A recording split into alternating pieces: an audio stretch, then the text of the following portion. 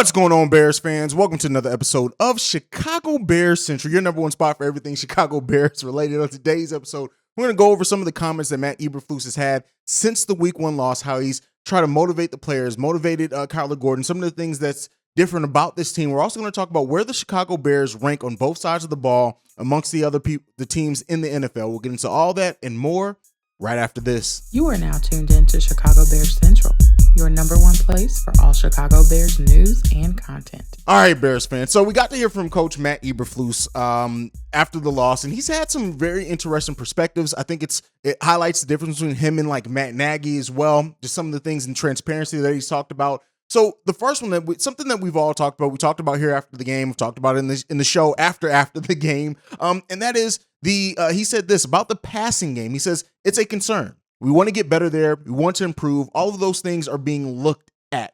We need to highlight our skill. We know that we have good coaches. Let's feed the guys that have skill. Now, one of the things and one of the more alarming things amongst Bear fans when it comes to the passing game is not just the number of attempts, right? That only 11 attempts in the passing game so far, and we'll talk about and break down the stats as far as where the Bears rank amongst other teams in the NFL. But one of the biggest things is the lack of targeting towards Darnell Mooney and Cole Kmet. These are the two players that we thought were going to be difference makers for the Chicago Bears. I know some Bears fans have already been now more down on Cole Kmet, thinking that he's not going to really have this improvement type season. I still think big things of Cole Kmet, but Darnell Mooney came into the season as the clear number one. The most chemistry with Justin Fields, all the work that they've put in together over the course of the offseason, all the things that we've been hearing, people thought that Darnell Mooney was poised, and still do, to have a really big season with Justin Fields and to be one of his biggest weapons and tools. Darnell Mooney hasn't gotten even very many targets, not very many opportunities to really do anything. And then the catch that he did have was for -4 yards. So we want to see a bigger contribution from those players as well. And it's good to hear from Matt Eberflus that he's aware of it as well, that he takes note of it, that he is going to talk to his coaching staff. One of the things that I think we sometimes forget is that not only is the head coach there to monitor, develop the players, but also the coaches of this team as well. Luke Getsy's first time being an offensive coordinator, and sit down with those conversations with Luke Getsy and Matt Eberflus. It's going to improve, and hopefully we see the improvement from the team, from the coaching staff as well, and the players as we continue to go forward into this season. We cannot have another game like last game as far as the passing game. Yes, I know we're managing. We're trying to bring Justin Fields along. We're trying to use the running game, use our tight ends, like really keep that as much strains on it as we can to just put Justin Fields in the best situations, but we have to develop it. It's like a muscle. We have to develop it, and it's good to know that Matt Eberflus does see that as well as we try to start developing it a little bit more. He had this comment as well. He says the tricky thing about football is that there's emotion involved in it. There's an intensity involved into it, so you have to have that. You cannot be a robot. Great comments from Matt Eberflus on this one. We want to see this team continue. We don't want to see this team get robotic. We don't want to see this team already stagnate for a time. We're only 2 games into the season. And I think there is a little bit of a sky is falling type mentality from some Chicago Bears fans after last game. I understand it to a degree. I'm not as happy about it either. You guys, if you saw yesterday's video, I'm completely pissed off. I am very much emotionally tied to this football team, and it kind of is what it is there. He said this as well. After that performance, the score is a score. We look at the performance just as that. The whole meaning behind doing that is how do you get consistent performers? This team is going to improve. We're going to see adjustments made. We saw some made in the second half. They weren't as successful. But one thing that we have seen about this football team and about this coaching staff is that they're going to make adjustments on the fly or anything else. It's just, I like Matt Eberflus. I like the culture that they're building here. And it's good to see that he does see the signs of concern there as well. Now, while we're talking about the improvement of coaching staff and things like that in play calling, we also got notice of what Matt Eberflus said to Kyler Gordon after his game that he had. He was targeted early on and often in the game. He didn't have as much success. He says this: it's everything I say to every young player that I've ever played that's going through these moments. There's going to be an ebb and flow over the course of a rookie season, and that's the way it is. It doesn't matter if you're dealing with a guy that's a rookie of the year or not. There's going to be those things. And what you tell them is, hey, take one experience at a time and put it in your file.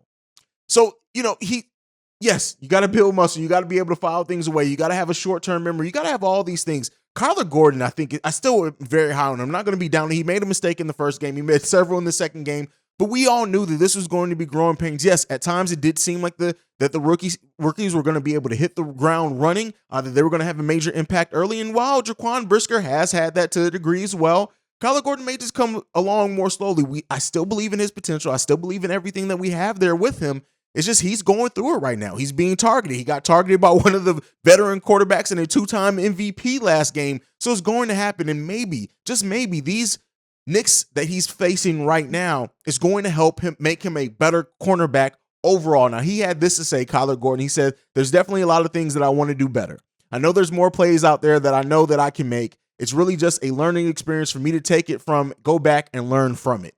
That's all you want to hear from a rookie. That's all you want to hear. Yes, he had a bad game. Nobody's going to take away from that. I don't know anybody who's going to try to make excuses for it. He had a bad game. But the thing is, this coaching staff, him, the way that he's, the competitor that he is, the way that he talked coming into the season, I do trust that Kyler Gordon is going to be able to get it together, turn it around at some point. It may not be immediately in game 3. It may take a couple of weeks, but I still trust that we have a hell of a rookie in Kyler Gordon. He's going to come along and be a big-time player for the Chicago Bears. Now, before we go, I do want to talk about where after two weeks the Bears rank offensively, defensively amongst other teams in the NFL. So points per game right now, we're averaging 14.5 points per game. As you can imagine, it's low. We rank 26th in the NFL in points per game. Passing offense, only 76.5 yards per game. In that, we rank 32nd in that. That's bad.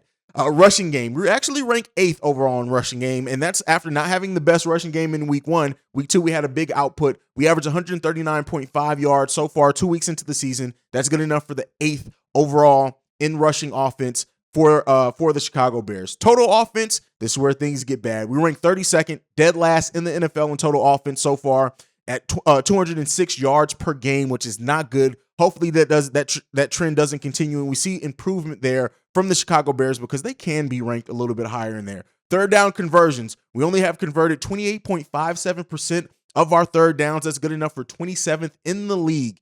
Got to fix that out. Now, red zone scoring. Here's some cause for optimism. We rank 7th right now at 75% in red zone scoring. Now, we do need to get into the red zone a little bit more often. That will come with more third down conversions, but at least some good signs there. Sacks allowed, actually kind of middle of the pack here, a little bit lower than middle of the pack. We were tied for 19th in the NFL with 5 sacks allowed. So not great by any means.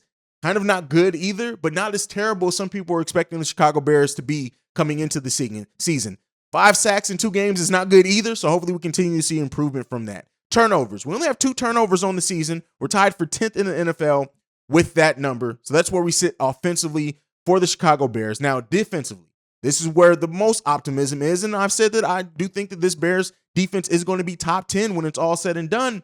Points allowed so far for the Chicago Bears defense, 18.5 points per game. That's good enough for 12th in the NFL. Passing defense, we're actually 7th in the league in passing defense with 183 yards per game. Not bad at all. Rushing defense, dead last in the NFL, 189.5 yards per game. Most of that coming in this last game in week 2. So expect that to come to even out more. Total defense, right now we're 22nd in the league in total defense with 372.5 yards per game. Again, we know that they had over 400 yards in the last game against the Green Bay Packers, so those numbers are a little bit inflated right now. It'll even out, I think, over the course of the season. Third down conversions, we rank 25th in the NFL with 50%. Not good at all there. Hopefully we see that come along as well. Red zone defense, we are 11th in the NFL in red zone defense at 50%. That is great. We know that the number of stands that we had in week 1, we stopped them a number of times when they did get into the red zone. Not as much success against the Green Bay Packers, but again, solid 11th right there. I do think that we're going to see this get even higher over the course of the season. Sacks, right now we are tied for 12th with 5 sacks. Really good right now. Above middle of the pack, we need to continue to see that uptake. Takeaways, we are tied for 10th in the NFL with takeaways with 3. So right now, everything as it shapes up for the Chicago Bears, not great, not bad, terrible in some areas, but overall, it's signs of a team that's figuring it out. It's signs of a team in the middle of a rebuild. It's signs of a team that are still trying to figure out not only their play style, but getting rookies. We have a lot of rookies on both sides of the ball that are playing a nice number of downs. Rookies to second to third year players. We're a young team. And, with those numbers, I can pull some promising things from that.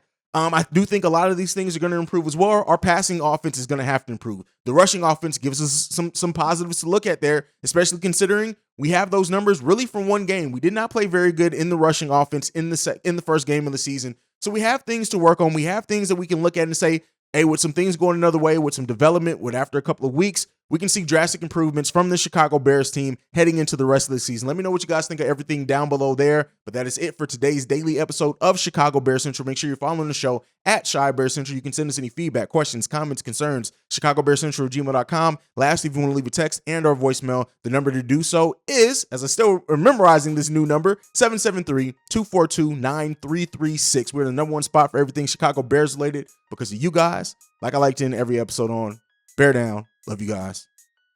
Peace, y'all. This has been a presentation of the Break Media.